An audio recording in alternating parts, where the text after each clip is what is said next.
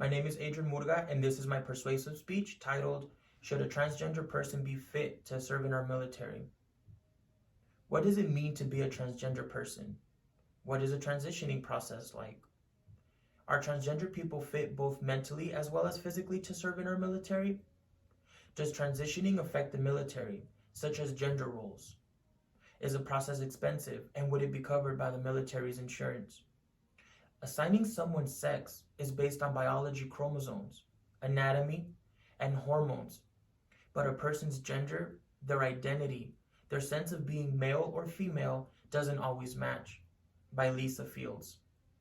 Being a transgender is more than a stereotype, and that often people confuse it with the way that they dress or their sexual orientation. They often confuse it for being a drag queen or a drag impersonator, and there's a huge difference between those two. A drag queen or a drag impersonator does just that. They impersonate an artist or a celebrity to make a living, while a transgender person acts and feels, not to mention dresses, to the gender they feel most comfortable in. Transgender people undergo a variety of hoops to figure out their emotional as well as physical feelings towards their gender dysphoria. Transgender people have to undergo a behavioral health evaluation by their healthcare coordinator. It's a DSM-5, which stands for Diagnostics and Statistical Manual of Mental Health. After having done so, it helps them better understand their identity, their mental state of mind. Should a transgender person serve our country? I strongly believe gender has nothing to do with the will and capability of serving in our country. Gender dysphoria means they are dissatisfied with their gender, their body, but at many times a gender dysphoria person manages to live with their mismatched body their entire lives. Others become depressed and at times suicidal. By Captain Jay Caputo, the U.S. Coast Guard.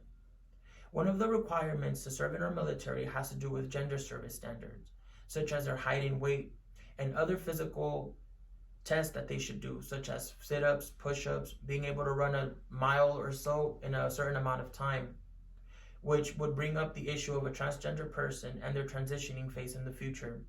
And by this, I mean a male transitioning to a female, and portions when it comes to their body and their size, the same as a female transitioning to a male.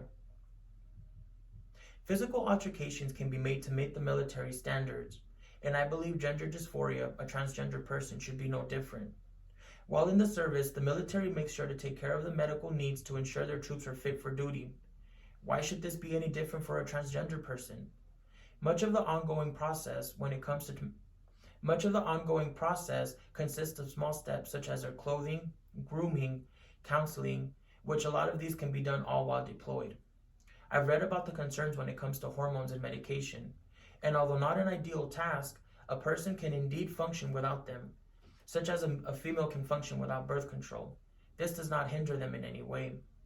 Now let's talk about cost. Cost tend to vary between a female to male or male to female, and they're anywhere between $20,000 to $30,000 for sex reassignment, which is a small percentage of their $6.8 billion military budget, which has indeed gone up since 2020 or 2021 to $934 billion. Other surgeries include facial reconstruction, hair removal, body contouring, hormone therapy, all of which are paid for by the individuals themselves. The downtime for the most extensive trans surgery is no more than 6 to 8 weeks, and requires way less medication than that of an invasive surgery. Transitioning periods tend to vary from 12 to 18 months, which are similar to that of a rotator cuff surgery or bringing a full pregnancy to term. Now let's talk about how a transgender person would affect those troops who are already serving.